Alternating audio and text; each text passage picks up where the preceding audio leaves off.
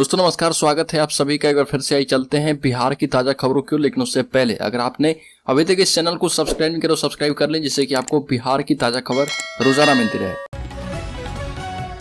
पहली बड़ी खबर, बिहार का बजट 10 लाख नौकरियों की बात की गई है। बीपीएससी में 49,000, बीटीएससी में 12,000 और बीएसएससी में 2900 भर्तियां होगी। पुलिस शिक्षकों की भी नियुक्ति की जाएगी। बिहार सरकार ने बजट में 10 लाख नौकरियां देने की बात दोहरा दी है। और वित्त मंत्री विजय चौधरी ने बीपीएससी से लेकर पुलिस में बम्पर भर्तियों का ऐलान किया है। वित्त मंत्री ने कहा कि बीपीएससी से 49,000, बीटीएससी में 12,000 और बीएसएससी में 2900 भर्तियां होगी। पुलिस में विभिन्न पदों पर 75,000 नियुक्तियां की जाएगी। और बजट में रोजगार, शिक्षा, स्वास्थ्य और महिलाओं पर फोकस रहा। वित्त मंत्री ने इस बार लाल रंग की जगह मैरून कलर का सूटकेस लेकर विधानसभा पहुंचे थे। राज्य के सीतामढ़ी जिले में अनट्रेंड शिक्षकों को किया जाएगा सेवा मुक्त। शिक्षा विभाग ने 24 घंटे में मांगी सरकारी स्कूलों में कार्य करने वाले अप्रशिक्षित शिक्षकों की सूची।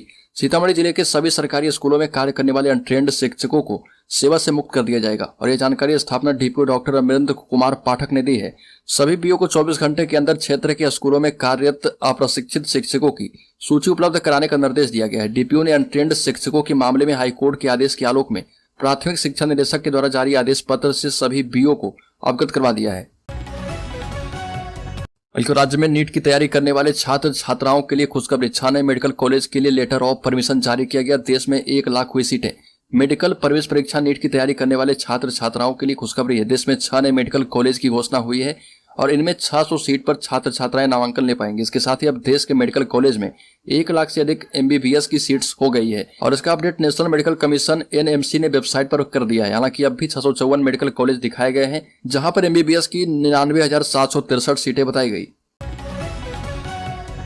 बिहार राज्य में बिजली की कीमत में बढ़ोतरी के प्रस्ताव पर जन सुनवाई की गई। बिहार राज्य में बिजली की कीमत में बढ़ोतरी के प्रस्ताव पर जन सुनवाई के दौरान उपभोक्ताओं ने जमकर विरोध किया और कहा कि 15% बिलिंग नहीं हो रही है, 15% बिल की वसूली नहीं हो रही है, 22% ट्रांसमिशन और डिस्ट्रीब्यूशन लॉस है। इस बोझ का हर महीने बिल जमा करने वाले उपभोक्ताओं पर डालना कितना सही है।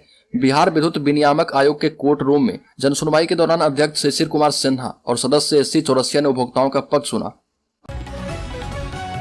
राज्य में 3.5 लाख पदों पर होगी बहाली। 19 जिलों में मॉडल अस्पताल बनेंगे। बिहार के वित्त मंत्री विजय कुमार चौधरी ने राज्य के वित्त वर्ष 2023-24 का बजट जारी किया है। बजट में नीतीश सरकार ने इस साल 3,90,000 पदों पर भर्ती की घोषणा की। इसके साथ ही 19 जिलों के सदर अस्पतालों को मॉडल हॉस्पिटल बनाया जाएगा। राज्य सरकार 10 लाख लोगों को रोजगार से भी जोड़ेगी। और बिहार में इस बार का बजट 2,61,000 करोड़ रुपए का था।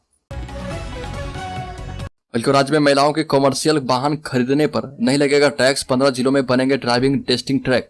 बिहार परिवहन विभाग का बजट आकार नए वित्तीय वर्ष में 40 करोड़ बढ़ाया गया है। और इससे सस्ती एवं सुलभ परिवहन सेवा उपलब्ध कराने के लिए ई वाहन पर टैक्स में छूट, 15 जिलों में ड्राइविंग टेस्टिंग ट्रैक बनाने और विभाग में नई नियुक्तियां करने जैसी बातों पर जोर दिया गया। राज्य सरकार ने सस्ती एवं सुलभ परिवहन सेवा उपलब्ध कराने के उद्देश्य से बैटरी चलित यान एवं इलेक्ट्रिक वाहन की खरीद पर टैक्स में 50% की छूट दी जा रही है। वही व्यावसायिक ड्राइविंग लाइसेंस वाली महिलाओं को तिपहिया वाहन, टैक्सी, मोटर कैब आदि पर 100% की छूट दी जाएगी। दिव्यांगों के द्वारा इस्तेमाल होने वाले वाहनों पर भी टैक्स विलोपित कर दिया गया है। राज्य में बीजेपी ने 40 सीट तक जीतने के लिए किया बड़ा खेल, नीतीश ताकते रह गए। बिहार की राजनीति में जाति एक प्रमुख फैक्टर है। जातिगत समीकरण के सारे राज्य की राजनीति चलती है और इस समीकरण को कई दशकों से लालू यादव और नीतीश कुमार साध कर चलते हैं। इस बार के लोकसभा चुनाव में बीजेपी ने कुछ ऐसी प्लानिंग की है जिसके बारे में जानकर नीतीश और लालू की जोड़ी भी हैरान है।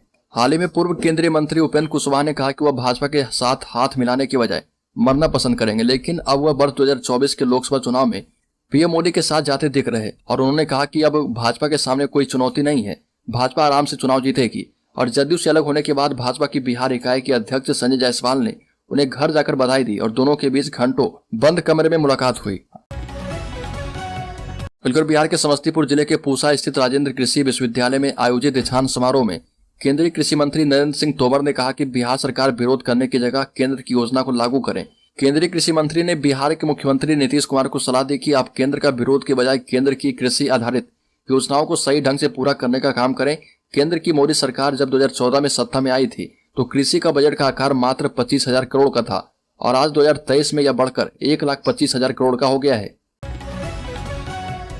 राज्य के पश्चिम चंपारण स्थित भितिहरवा आश्रम से विरासत बचाओ नमन यात्रा का शुभारंभ करते हुए राष्ट्रीय लोक जनता दल उपेंद्र कुशवाहा ने कहा कि पुरानी विरासतों को बचाने की जिम्मेवारी बिहार की जनता ने नीतीश कुमार को सौंपी थी, लेकिन वो फिर से उन्हीं ताकतों के साथ हो लिए हैं जिन ताकतों से जिम्मेवारी छीनकर जनता ने सौंपी थी। कुशवाहा ने जनता को संबोधित करते हुए कहा कि बापू कर्पूरी ठाकुर सहित अन्य महापुरुषों के उपदेश से जो विरासत हम लोगों को मिली थी वो आज बिहार में खतरे में है और इन्हें बचाने की आवश्यकता है।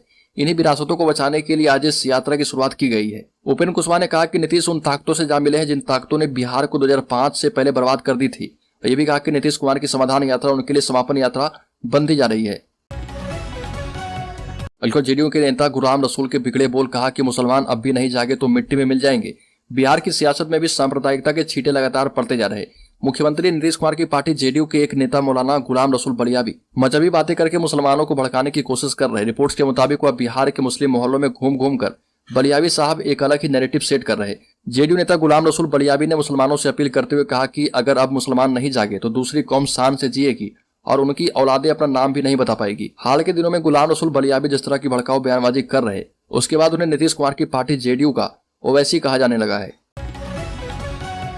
राज्य के कैमूर जिले में घर से भागी नाबालिग के साथ दुष्कर्म आरोपी गिरफ्तार। राज्य के औरंगाबाद जिले से भागकर कैमूर जिले के मोहनिया पहुंची एक नाबालिग लड़की के साथ दुष्कर्म करने का मामला सामने आया है। मामले में लड़की की पहचान करने पर आरोपी को पुलिस ने गिरफ्तार किया। आरोपी कैमूर जिले के मोहनिया शहर के अष्टूवरगंज बाजार निवासी स्वर्गीय विजय राम का 23 वर्षीय पुत्र बबलू कुमार बताया गया है। जानकारी के मुताबिक औरंगाबाद जिला स्थित अपने घर से लड़की 25 फरवरी को भाग गई थी और जो किसी तरह भटकते हुए मोहनिया स्टेशन मोड़ पहुंच गई। मोहनिया के डीएसपी फैज मोहम्मद खान ने बताया कि एक नाबालिग लड़की से दुष्कर्म करने का मामला सामने आया है, जिसमें आरोपी बबलू कुमार को गिरफ्तार किया गया। राज्य में होली से पहले बड़ा झटका, एलपीजी सिलेंडर के दाम 50 रुपए फिर से बढ़े। कॉमर्शियल सिलेंडर भी 350 रुपए महंगे। मार्च के पहले दिन ही देश के निवासियों को महंगाई का बड़ा झटका लगा है। अब इनके घर के बजट में इजाफा होना तय हो गया है। अब मार्च महीने की शुरुआत होने के साथ ही घरेलू एलपीजी सिलेंडर के दाम 50 रुपए बढ़ गए। मीडिया एजेंसी के मुताबिक 14 किलोग्राम वाले घरेलू एलपीजी सिलेंडर के दाम 50 रुपए बढ़ गए। वहीं 19 किलोग्राम वाले कॉमर्शियल सिलेंडर के दाम में 350 रुपए का इजाफा किया गया है। राज्य में आज से दाखिल खारिज की नई व्यवस्था लागू कर दी गई है। पहले आओ पहले पाओ वाला नियम चलेगा। बिहार में दाखिल खारिज की 1 मार्च से नई व्यवस्था लागू हो गई है और सूबे के सभी 534 अंचलों में अंचल अधिकारी और राजस्व अधिकारी दाखिल खारिज के मामले निपटाएंगे। यही नहीं, दाखिल खारिज में फीफो यानी फर्स्ट इन फर्स्ट आउट का पालन अनिवार्य कर दिया गया है। यानी कि पहले आए आवेदन का निपटारा पहले करना होगा और आवेदनों का निपटारा क्रमानुसार करना अनिवार्य होगा। किसी भी सूरत में यह क्रम नहीं तोड़ा जा पाएगा। अभी यह व्यवस्था पायलट प्रोजेक्ट के तहत 5 अंचलों में चल रही थी। दाखिल खारिज की नई व्यवस्था के तहत अंचलाधिकारी और राजस्व अधिकारी के बीच कार्य का बंटवारा हल्का के अंक के आधार पर होगा और सम संख्या वाले हल्का का काम राजस्व अधिकारी करेंगे। वहीं विषम संख्या वाले हल्का के दाखिल खारिज का काम अंचलाधिकारी के जिम्मे होगा।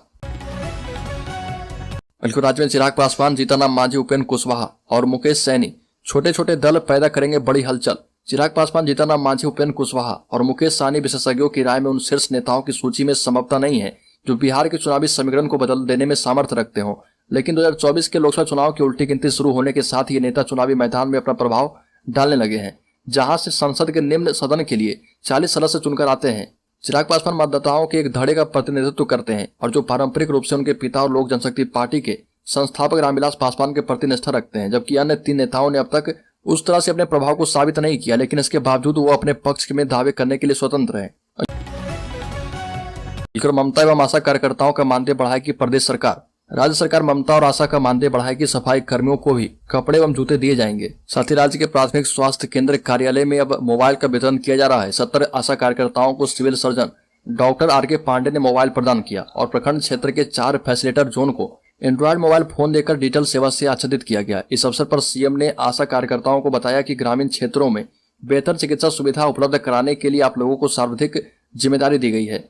सुदूर ग्रामीण कस्बों में रोग फैलने एवं बीमार लोगों की सूचना त्वरित देने में सुलभता होगा। कार्यक्रम में स्वास्थ्य प्रबंधक राजेश कुमार ने आशा कार्यकर्ताओं को मोबाइल से आंकड़े एवं अन्य प्रकार के कार्य के बारे में विस्तार से जानकारी दी। राज्य के प्रत्येक जिले में आशा कार्यकर्ताओं को एंड्रॉयड फोन और सुदूरवर्ती क्षेत्र में जहां पर नेटवर्क का प्रॉब्लम है उन्हें वायरलेस फोन दिया जाएगा।